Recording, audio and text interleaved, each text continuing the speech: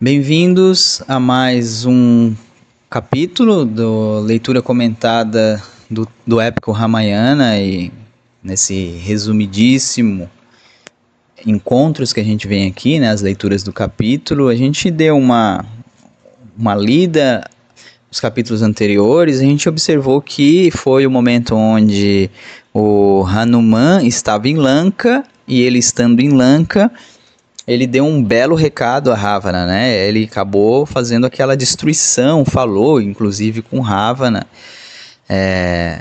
e já deu um recado para ele, né? Que estava por vir.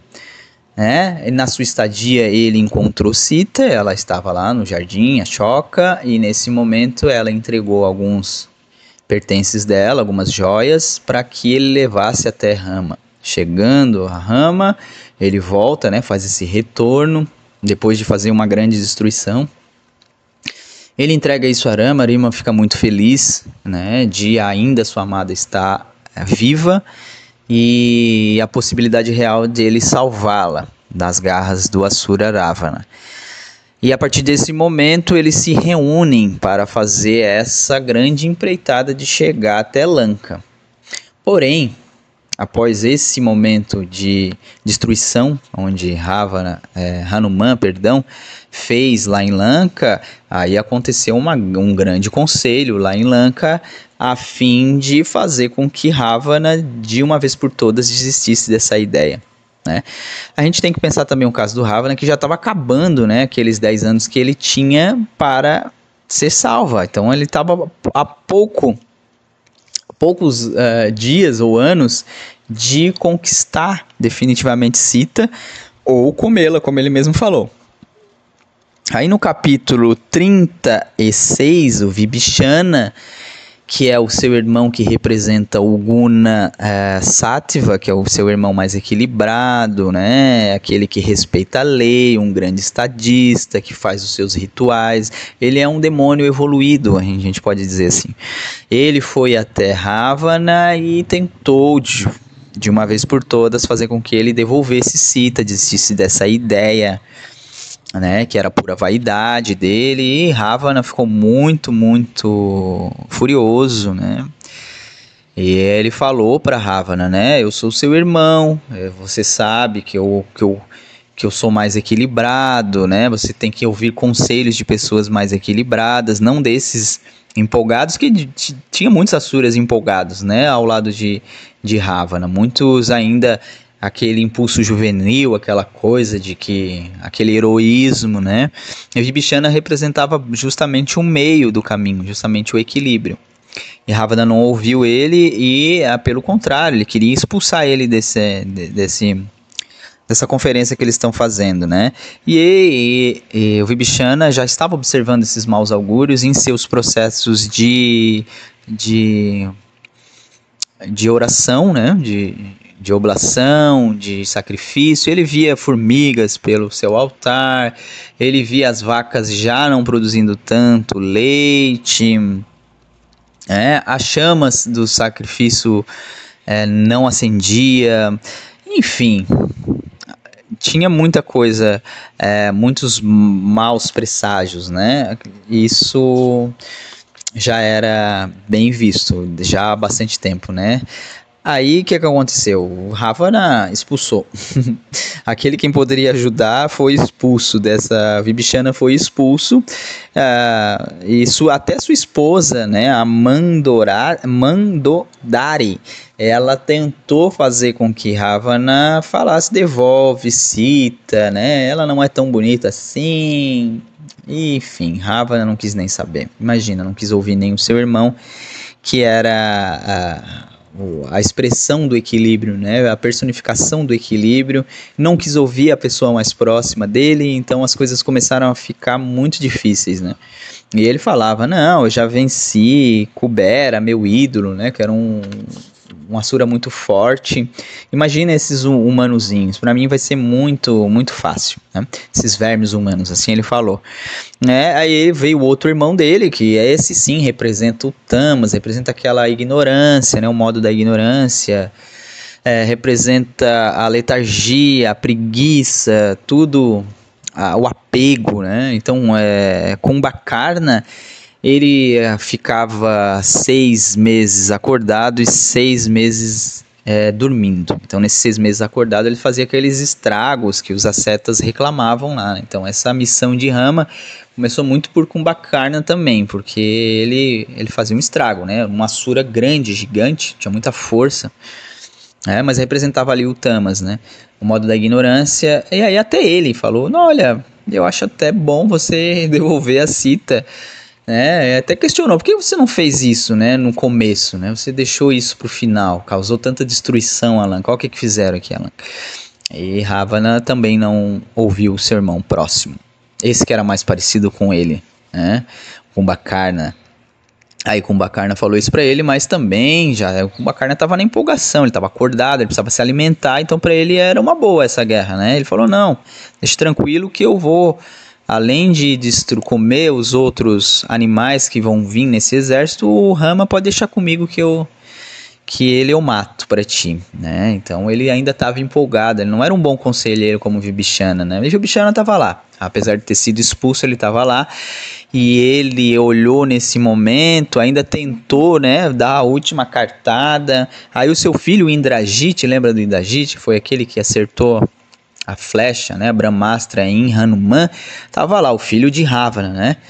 Aí, vendo o seu tio tentar insistentemente convencer o seu pai, Ravana, Indrajit falou para ele, olha, sai, a gente vai defender o nosso pai, a gente é herói, nós somos as raças dos Rakshasas, nós vamos destruir eles.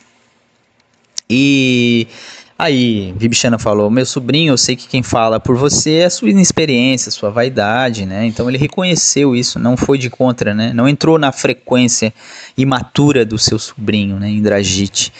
E falou, tudo bem, isso vai levar à ruína de vocês. E aí Vibhishana foi expulso definitivamente desse conselho e falou, né, vou renunciar a tudo, né, porque Vibhishana era irmão do rei, ele tinha algumas benesses ali, algumas responsabilidades, e ele renunciou tudo. Naquele momento ele deixou de ser rei e ele fez melhor ainda, ele fez uma coisa impressionante, ele saiu de Lanka e quis ir até onde até onde os Vanaras estavam, né? Até onde Rama estava. Então, naquele momento, ele desertou 100% e assim ele fez. Ele foi para lá, chegando na praia, imagina, né? Os Vanaras ficaram meio amedrontados, né? Ficaram com medo, né? E aí, chegando na praia, os Vanaras viram aquilo, já com um olhar muito pessimista, e indagaram ele. Não, mas ele falou com uma calma, né, tão grande que até eles se impressionaram. Se apresentou, eu sou irmão de Ravana, eu vim pacificamente, eu tentei dissuadir meu irmão, mas não teve jeito. E agora eu venho me prostrar aos pés de Rama. Eu queria que vocês me levassem até Rama. Então Vibhishana fez isso. Os Vanaras que estavam lá na praia ficaram surpresos com isso, mas beleza, ele estava totalmente com guarda baixa, não tinha nenhuma arma, não estava apresentando nenhum, me parecia ser verdadeiro o que Vibhishana estava falando. E assim o exército, né, os soldados que estavam ali levaram Vibhishana até Rama, que em primeiro momento ficou também meio com medo, né? Ele ainda perguntou para Hanuman, né, que era o seu grande conselheiro, o que ele deveria fazer. Aí Hanuman olhou para ele, nossa, como eu posso responder, né, a você que é o sábio, você que deve saber dessa resposta, e você sabe, é só você acessar, meditar um pouquinho que ela vai vir. E aí Rama pensou, né, Vibhishana conversou com ele também, e Rama aceitou essa vinda de Vibhishana, ele acolheu ele no seu exército, né, esse exército que viria a atacar Lanka em breve, e fez mais, ele ainda nomeou Vibhishana como futuro rei de Lanka, depois que essa empreitada fosse concluída, Vibhishana seria o rei de Lanka. E assim eles fizeram um ritual, né, à beirada do mar, eles fizeram um ritual para coroar o Vibhishana como o futuro rei de Lanka, tá? Agora a gente começa o capítulo 37, que é a ponte. Eles precisavam fazer essa ponte para chegar até Lanka. Lembra que Hanuman Rama é um humano, né? Hanuman conseguiu pular com muito esforço chegar até lá, mas ele não tinha esse poder, Rama, e nem os demais animais, né? A gente viu ali o Jambavan, que era urso, e nessa empreitada toda a natureza ia ajudar Rama. Tem um simbolismo muito grande, né? Todas as forças da natureza, a gente chama de santosha, né? Quando a gente observa o contentamento, observa essa sincronicidade que a natureza nos ajuda a fluir para chegar ao nosso Dharma. Então o Dharma do Rama era chegar até Sita, então toda a natureza ajudou. Aqui tá falando literalmente, né? Que todos os animaizinhos bem pequenininhos ajudaram. Mas Rama tinha um mar pela frente. O mar era um deus, é um deus, né? Então esse deus, ele precisava ser acordado, ele precisava ser chamado para ajudar de alguma forma Rama, porque o mar é estável, né? Ele balança, ele tem fundo, enfim. Rama começou a jogar flechas no mar. E até que acordou o mar, né? Rama acordou porque jogou muita flecha, começou a morrer peixe, bicho no mar, e o mar, opa, que isso? Acordou, trouxe uma... Mar acordou, ouviu Rama, viu que era Rama que estava fazendo isso. Logo ele viu a figura de Vishnu, né? A deidade, se ajoelhou aos pés, trouxe uma bandeja de ouro, joias para Rama, e perguntou o que ele poderia ser útil nisso. Mas ele já sabia pelas meditações de Rama que Rama queria de alguma forma que ele ajudasse, né? Mas ele explicou para Rama que ele não poderia ficar sólido porque ele estava sujeito às leis da natureza. A gente vê muito nisso, né? O respeito à lei da natureza, que regem os elementos. Então mesmo o mar não poderia deixar de ser mar. Então ele falou isso para Rama: eu não posso ser mar, a minha natureza é essa, a minha natureza é fluida, né? É balançada, mas eu vejo que o seu empenho é tão grande que de alguma forma eu posso te ajudar. Eu posso ajudar para que aquilo que você bote em cima de mim nesse momento, os galhos, as pedras, eles não fluem, eles fiquem no lugar, né? Não fluem a correnteza. Então nesse momento é a minha ajuda, é o meu coração que está sendo nessa empreitada sua, para salvar sua amada. Então Rama agradeceu, e ainda o deus do mar deu um conselho, que dentre os asuras, o Nala era o que tinha mais capacidade, né? Era um engenheiro muito competente para fazer essa ponte, essa travessia. E aí sim, o mar aconselhou ele a mais algumas coisas, né? Os soldados começaram a essa construção. Os soldados que eu estou falando os Vanaras, os esquilos, tudo, os passarinhos, todo mundo que poderia ajudar, né, das suas formas da natureza estava ajudando, e era como se eles estivessem brincando, fazendo um brinquedo, né? Todos eles cantavam Jaya Rama, né, Vitória Rama. E aí até durante essa prática veio um Asura tentar dissuadir ali tentou dissuadir, comprar o Sugriva, para que ele desertasse, né, ficasse do lado, e esse Asura foi descoberto, deram uma grande surra nesse Asura, ele voltou para Lanka, tá? Então Hanuman atravessou com Rama nos ombros, e Angada atravessou com Lakshmana nos ombros. Estavam ali fazendo a travessia e construindo, né? E o que acontece? Então, no capítulo 38, Rama chega a Lanka. Olha só, tá? Até os mais idosos, vendo aquela construção monumental, aquele processo, aquela natureza inteira ajudando Rama a chegar até Lanka, até os mais idosos, até o pai de Ravana que estava lá, né, que era um senhorzinho já, né, muito sábio. Então a última instância, a gente vê um simbolismo, né, a mãe, o irmão equilibrado, falou para ele, agora o pai. Então é assim, a pessoa mais próxima, aquele assim, a última cartada. Devolve, Sita, olha isso, você não está vendo o que está acontecendo, né? E mesmo assim Ravana não quis saber de nada, então condenou Lanka realmente à destruição, né? Aí Angada foi lá levar a Ravana essa mensagem de guerra, né? E Angada levou essa mensagem, quase voltou,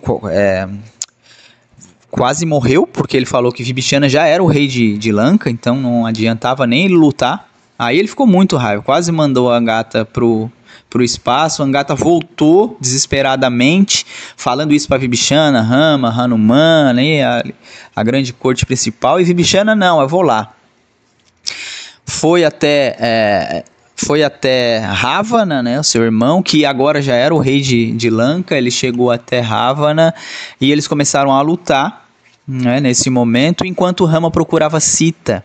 Nesse momento, Rama procurou Sita pelos jardins. Ele estava com muito ímpeto, né, e lutando contra os Asuras, procurando. Nesse momento ele faz a ordenação final, né, de que seja um ataque brutal a Lanka, e assim é o início dessa grande guerra, o início da guerra e o começo do fim do Ramayana. Rama está lá, Vibhishana está lutando com Ravana e os processos estão acontecendo. E aqui a gente termina no capítulo 38. A gente se fala no próximo encontro. Muito grato pela presença. Namastê.